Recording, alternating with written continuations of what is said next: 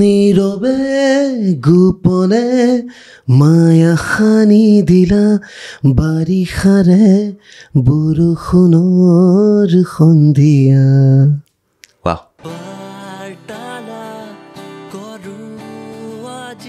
ভিডিঅ'টো ক্লিক কৰাৰ বাবে ধন্যবাদ। চাবলৈ আৰম্ভ কৰিছে বাৰ্তালাপ।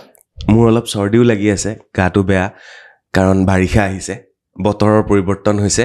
কিন্তু পৰিৱৰ্তন হোৱা নাই জাবিৰৰ গানত, কাৰণ জাবিৰেও লৈ আহিছে বৰষুণ, বাৰিষা আৰু বৰষুণৰ সন্ধিয়া।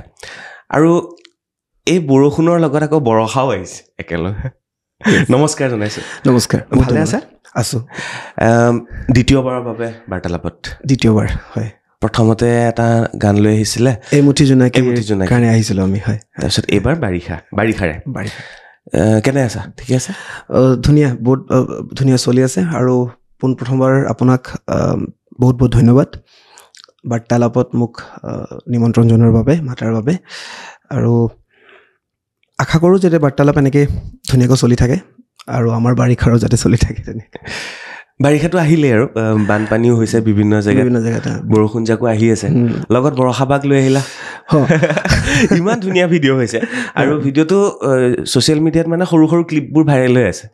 তাকে মানুহে বহুত আদৰি লৈছে, মোৰ ভাল লাগিছে, আচৰিত হৈছে দেখি পেলাই বস্তুটো। দুইজনৰ কেমেষ্ট্ৰি মজা লাগিছে। ভাস্কৰ ক'ত গ'ল? চৰি, জাবি নহয়, ভাস্কৰ মানে আমাৰ বেলিৰ কথা কৈছোঁ। মানে বাৰিষা অহাৰ পিছতে মানে বেলিৰ কাম নাইকিয়া নিচিনা হৈ গৈছে। সেইটো কাৰণে চাগে ভাস্কৰ দা নাই। আৰু যি কি নহওক, আচলতে বাৰিষাৰে যেতিয়া আমি প্ৰথম ভাবিছিলোঁ, ত্ৰিয়ন মহন্তই যেতিয়া মোক গোটেই কম্প'জিশ্যনটো দি পেলাই কৈছিলে যে আমি এনেকৈ গান এটা কৰিম, গোটেই গানটো ৰেইন থিম হয়, বৰষুণৰ ওপৰত।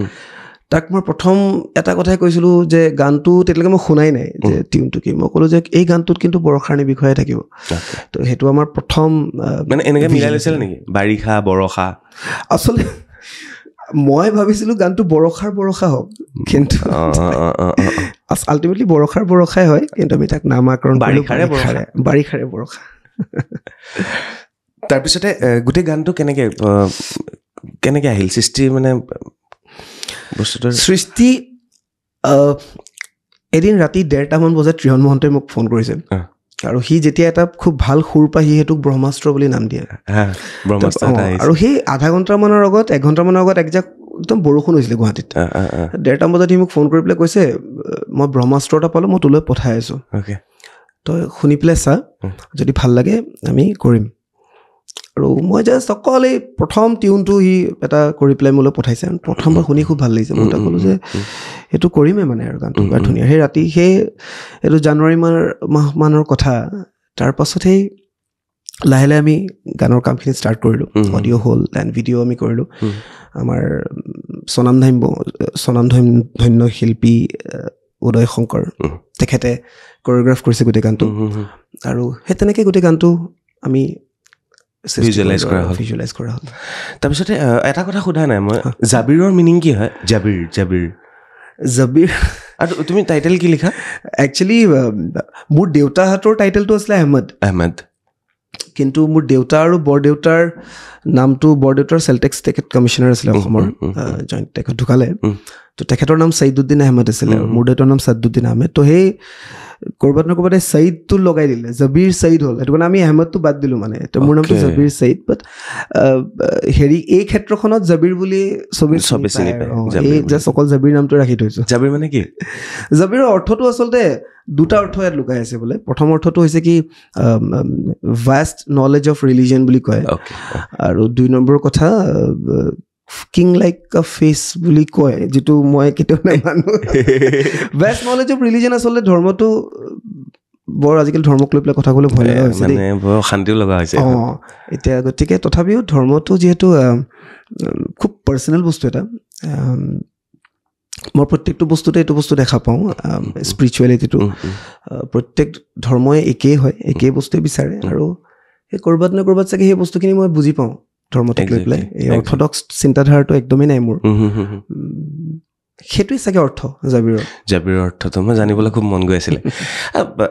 ধৰ্মৰ কথা যিহেতু আহিলা, মই এনেকৈও ক'ব পাৰোঁ, গান, সৃষ্টি সাহিত্য সংস্কৃতি এইবিলাকত কেতিয়াও ধৰ্ম নাথাকে হ'বই নোৱাৰে আহিবই ধৰ্মই নাথাকে মোৰ মতে ভাল পোৱাটো আহিব নালাগে ভাল পোৱাটো থাকিব নালাগে যিটো এতিয়া বহুত নতুন নতুন ল আহিছে এইবিলাক আচৰিত লাগে কিন্তু আহিব নালাগে ৰাইট তাৰ উদ্ধত যাওক এইবিলাক বস্তু হয়নে হয় তাৰপিছতে হেৰি কৰোঁ আগৰ দুটামান গান শুনো অকণমান শুনাবা মোৰ ইয়াৰ আগত দুটা গান মই কৰিছিলোঁ এটা এমুঠি জোনাকীৰ পাছত তুমি মোৰ সাহত বুলি কৰিছিলোঁ এইটো জয়ন মহন্তৰ আছিলে 3 নম্বৰ গানটো মই ঢুলিয়ৰী বুলি গান এটা কৰিছিলোঁ সেইটো মই ভিডিঅ' নাই কৰা দীপলিনাৰ লগত সেই গানটো আৰশ্বাদ ৰহমান বুলি ল'ৰা এটাই কৰিছিলে সি ৰঘুপতিত তাৰ নাৰায়ণ গানটো কৰিছিলে সি কৰিছিলে সি খুব ভাল কাম কৰে তো গানটো অলপ ছেমি ক্লাছিকেল ফৰ্মত আমি কৰিছিলোঁ ৰাগ য়ামানৰ ওপৰত অলপ এক্সপেৰিমেণ্টেল গান এটা আছিল কোনটো বা শুনে আপুনি কোনটো শুনাবা সেইটোৱে শুনো ঢুলিয়ৰী ঠিক আছে মই জাষ্ট এটা লাইন গাই দিছোঁ থাকিব দিয়া মোক তোমাৰ হিয়াৰ কোণত নীৰৱে আছো মই তোমাৰে উশাহত ধূসৰে মোৰ মন উদাসী পৃথিৱী মোৰ হেয়ে নেলাগে অভিমান নেলাগে সঁহাৰি মোক গুঠিছো এটিবে দনাৰ ফুল ধন্যবাদ মই অকলে বজাইছোঁ হেৰি গান গাবলৈ কাৰ পৰা ইনস্পায়াৰ হৈছিলা কাৰ গান শুনি শুনি ডাঙৰ হৈছিলা আচলতে এই বস্তুটো কেনেকৈ আহিল মানে আকৌ দেউতাই আহিব এইটো ক্ষেত্ৰত ঘৰত মানে দেউতাৰ কিছুমান মিউজিকৰ কালেকশ্যনছ আছিলে এতিয়া মই সেইটো সময়ত বলিউড কেতিয়া শুনাই নাছিলোঁ মই মানে বলিউড বহুত পাছত শুনিব ষ্টাৰ্ট কৰিছোঁ দেউতাৰ জয়ন্ত হাজৰিকা ভূপেন হাজৰিকাৰটো দেউতা মানে ভক্ত বুলি ক'লেও ভুল নহ'ব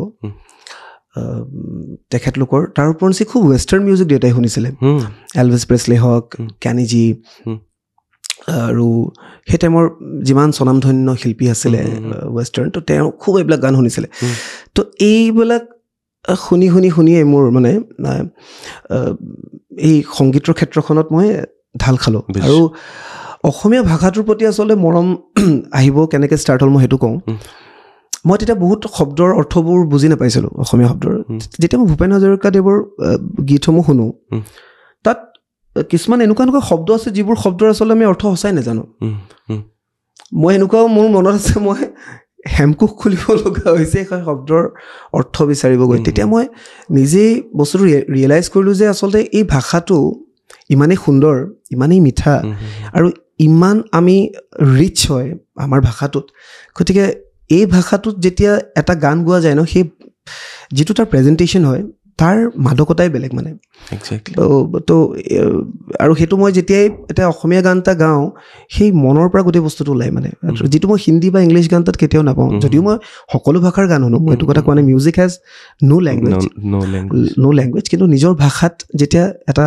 গীত পৰিৱেশন কৰা যায় তাৰ যিটো মাদকতা সেইটো বেলেগ ভাষাত কেতিয়াও হ'ব নোৱাৰে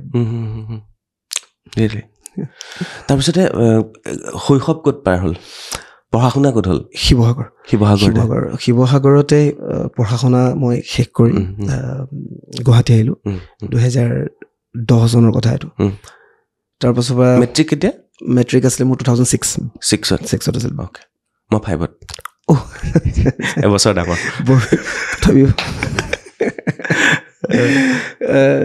তাৰপাছত গুৱাহাটী অহা হ'ল ষ্ট্ৰাগলছ জীৱনৰ ষ্টাৰ্ট হ'ল কিন্তু সেই ষ্ট্ৰাগল হিচাপে ক'লে ভাল নালাগে মানে বৰ লাৰ্ণিং এক্সপিৰিয়েঞ্চ এটা আই থিংক চাগে আপুনিও সেইটো বস্তুত ক'ৰবাত নহয় ক'ৰবাত ৰিলেট কৰিব সেই সময়খিনিত যথেষ্ট বস্তু শিকালে মানে আৰু কেতিয়াবা নিজক লৈ এতিয়া মানে খুব গৌৰৱ অনুভৱ হয় এইটো বস্তু ইগ' বা এটিটিউড নহয় এইটো কনফিডেঞ্চ হয়, স্বাভিমান এটা মানে মই মানে কেতিয়াবা আচৰিত হওঁ।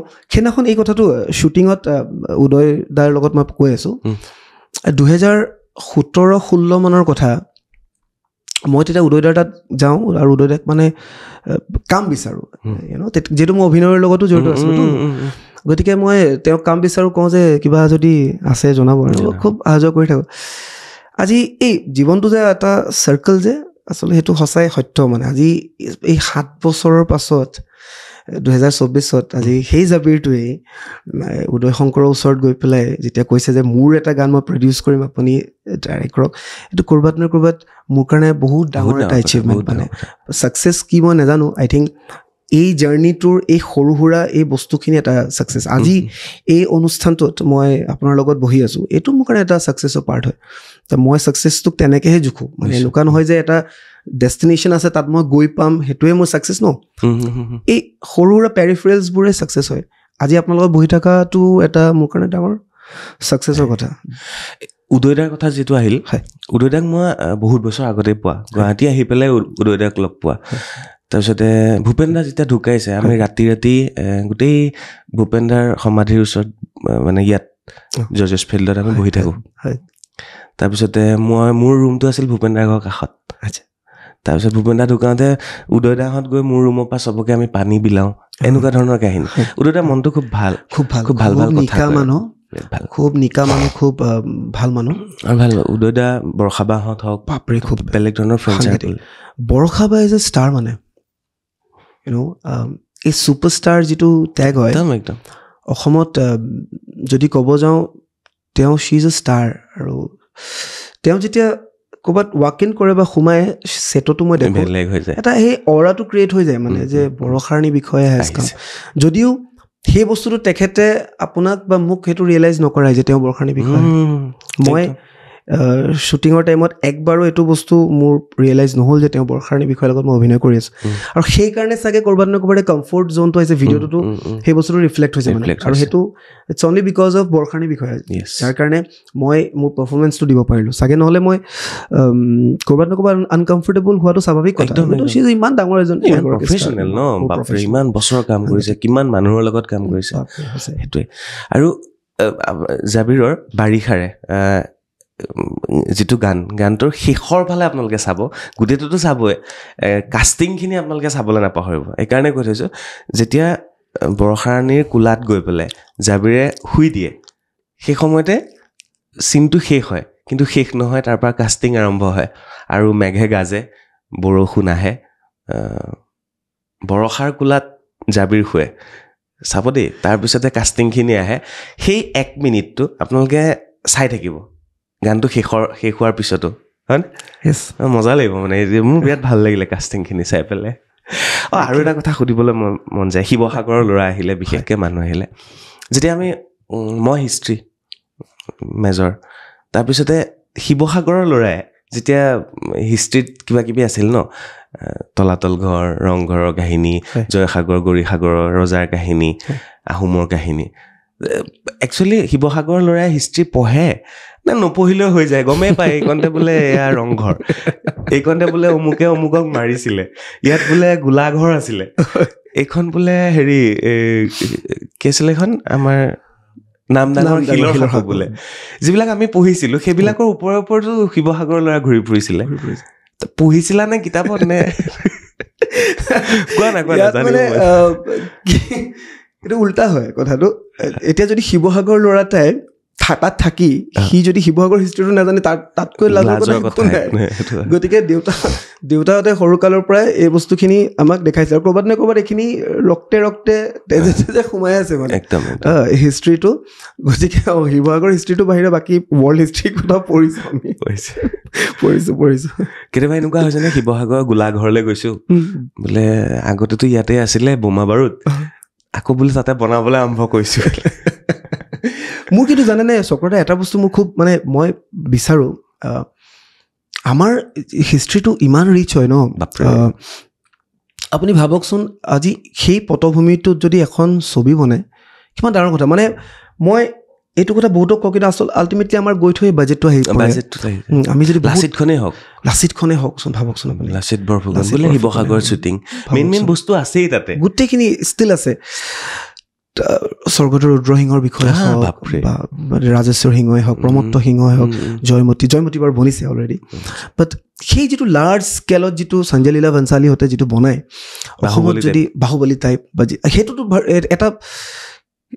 ধৰি লওক এটা হেৰি কাহিনী হয় ন, এইটোতো বহুতখিনি আছে, পদ্মাৱত আছে, তাৰপিছতে বহুতখিনি আছে আৰু সঞ্জয় লীলা বনশালীয়ে বহুতখিনি হিষ্টৰিকেল চিনেমা। আমাৰ এইটোতো আমাৰ ৰিয়েল আমাৰ ষ্টৰি হয়, আৰু সেই বস্তুখিনি এক্সিষ্টেঞ্চ এতিয়াও আছে।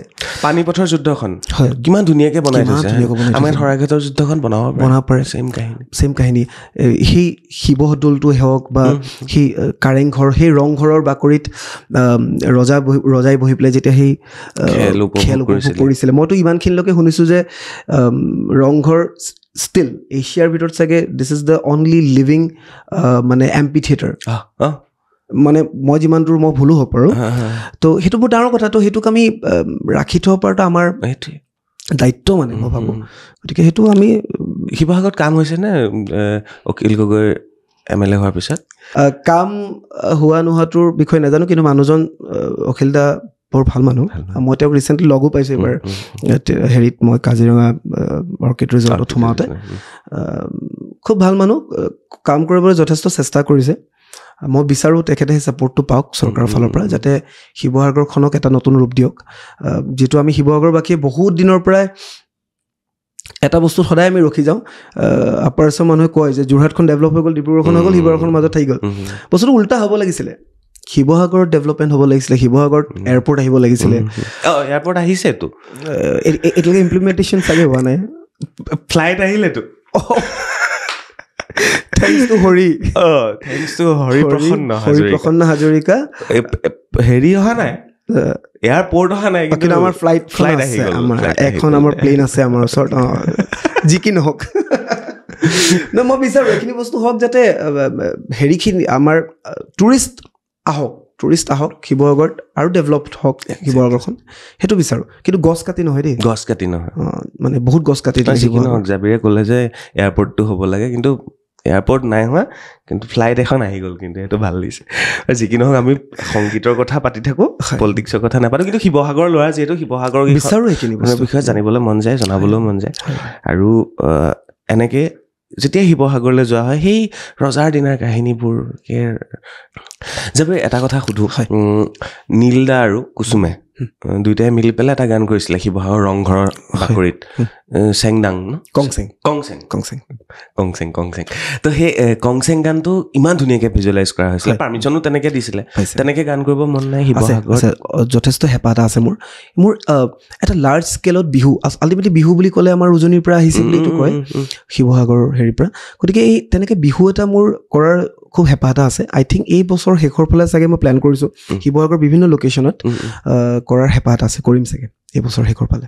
আমি আশাৰে ৰৈ থাকিম। আৰু চিনেমাৰ কথা পাতিছিলা তুমি, চিনেমাও আহি আছে বোলে? চিনেমা এতিয়া মই একো ৰিভিল নকৰোঁ, বাট এটা প্ৰজেক্ট আমি প্ৰি প্ৰডাকশ্যনত এতিয়া আছে। এই বাৰিষাৰে প্ৰজেক্ট শেষ কৰিয়ে মই সেইটোত সোমাই দিম। আমি খুব সম্ভৱ জুলাই ফাৰ্ষ্ট বা ছেকেণ্ড উইকৰ পৰা আমি শ্বুট ষ্টাৰ্টেই কৰি দিম। ইমানখিনি আগবাঢ়িছে, একো নকনাকৈ কৈ আছে আৰু কৈ দিয়া। নাই, জাষ্ট এটা হেৰি প্লট দি থওঁ, প্ৰজেক্টটোৰ নাম কৈ থওঁ। প্ৰজেক্টটোৰ নাম হৈছে গুদ্দিটোৱে চলক এতিয়া, গুদ্দি। আৰু ইটছ আ হৰৰ কমেডি। য়েছ, ভূতেও সোমাব, চাওক। ভাল কাম। ষ্টৰিটো মোৰ নিজৰ, আৰু মই আৰু হিৰো বৰগোহাঁই আমি দুটাই মিলি ষ্টৰিটো ডেভেলপ কৰিছোঁ, আৰু বাকীখিনি এতিয়া নকওঁ। ঠিক আছে, আমি সময়ত গম পাম। আৰু এক্টিং নিজে কৰিবা? সেইটো নকওঁচোন, এতিয়া থাকক, কাৰণ তুমি এক্টিঙৰ মানুহ ন। এতিয়া একো নকওঁ, মই সেইটো কাৰণে আকৌ আহিম আপোনাৰ ওচৰত। অ'কে, ঠিক আছে। তাৰপিছতে তেতিয়াহ'লে আমি গানৰ কথাতে সীমাবদ্ধ থাকিব লাগিব। জাবিৰে বেলেগ কথা একো নকয়, কিন্তু চিনেমা আহি আছে বুলি আমি গম পাইছোঁ। হৰৰ মুভি হ'ব, হৰৰ কমেডি হ'ব, এক্টিং নিজে কৰিব বুলি ভাবিছোঁ। জানুৱাৰীৰ পৰা শ্বুটিং হ'ব নহয় এই অহা মাহৰ জুলাই পৰা বাৰিষাতে হ'ব বাৰিষাতে কৰিম তাৰপিছতে এতিয়া ঘৰত দেউতাটো গুচি গ'ল এতিয়া ঘৰত কোন কোন এতিয়া মা মই দুয়ো মা আৰু তুমি আৰু নাই কিয় হোৱাগৈ নাই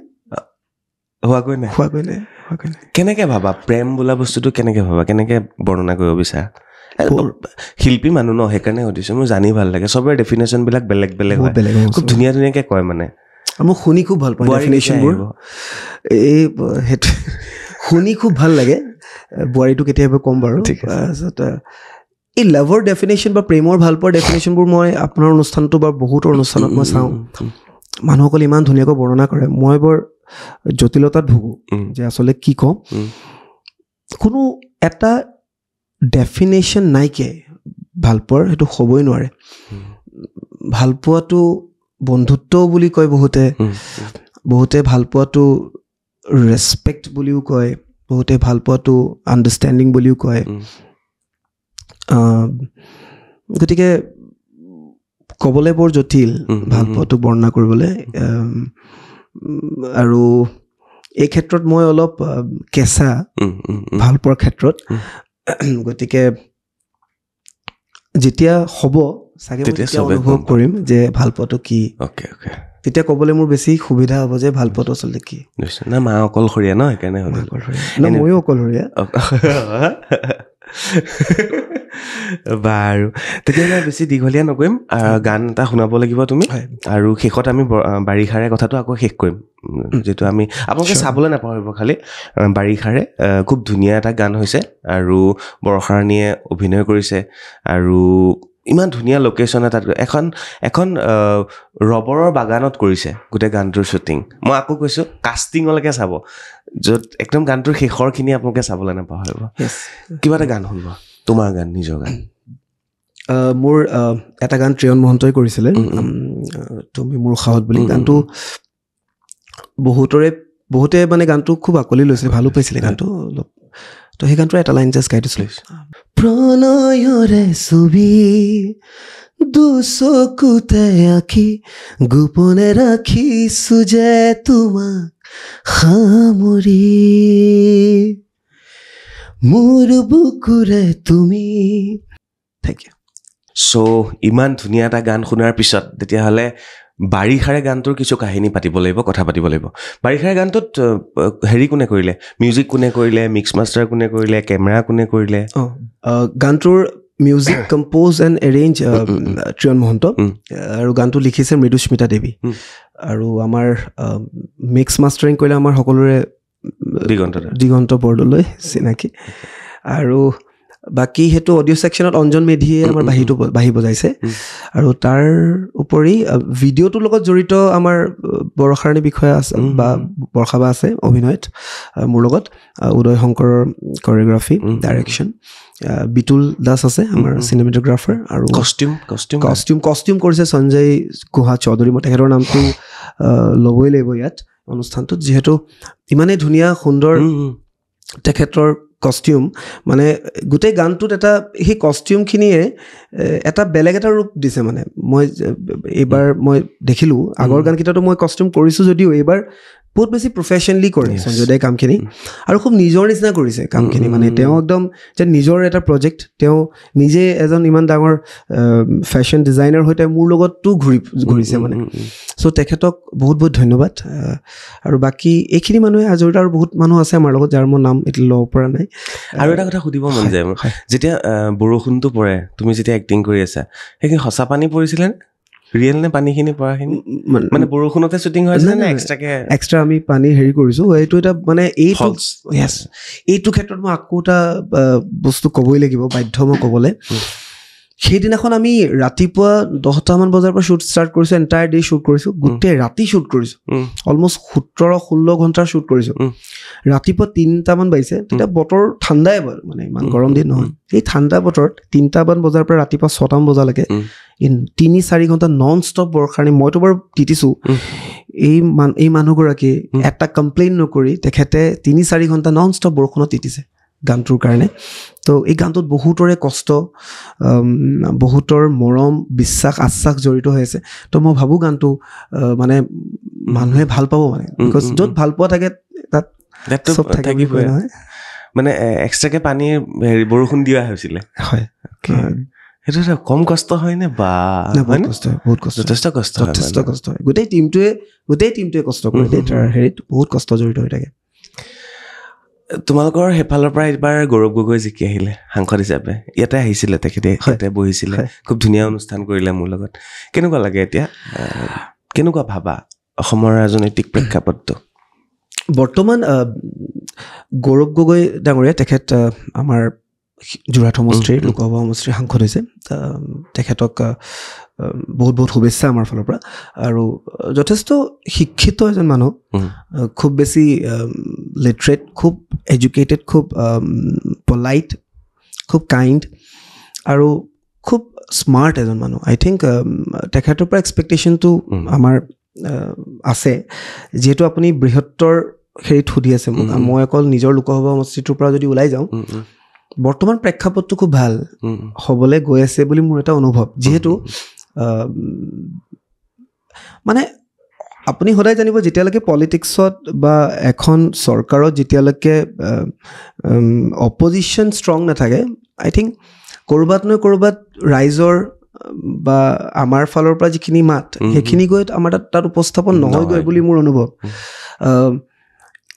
যিহেতু আগৰ বাৰতো আমি বহুতবাৰ দেখিছোঁ এনেকুৱা CA হয় হওক বা এনেকুৱা বহুত ধৰণৰ আইন য'ত আমাৰ মতামত নাছিলেই, আমি বিচৰা চাগে নাছিলোঁৱেই, বাট গতিকে সেইখিনি CA-খিনি ইমপ্লিমেণ্ট হৈ গৈছে, বা এনেকুৱা বহুত আইন আমি দেখিছোঁ ইমপ্লিমেণ্ট হৈছে।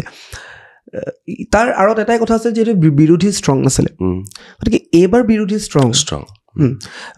মই দুয়ো পক্ষকে মোৰ ফালৰ পৰা শুভেচ্ছা জনাইছোঁ, ৱেডাৰ ইটছ BJP আৰু কংগ্ৰেছ। মই কোনো পাৰ্টিৰ লগত জড়িত নহয়, আৰু মই পলিটিক্স বেয়া পাওঁ বুলি কৈ নিদিওঁ, পলিটিক্স ভাল পাওঁ।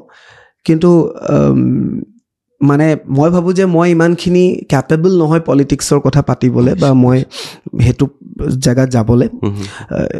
কিন্তু এজন সাধাৰণ নাগৰিক হিচাপে কওঁ যে ভাল হ'ব বুলি আশা কৰিছোঁ, যিহেতু দুই পক্ষই এবাৰ খুব যুঁজিব লগা হৈছে চৰকাৰ গঠন কৰিবলৈ, গতিকে ভাল হ'ব। মই এটা প্ৰশ্নৰ উত্তৰ দি থৈ যোৱা, পলিটিক্সে সংগীতত কেনেকৈ প্ৰভাৱ পেলায়? কিবা প্ৰভাৱ পেলায় নে? নেপেলায়, একেবাৰে নেপেলায়, হ'বই নোৱাৰে।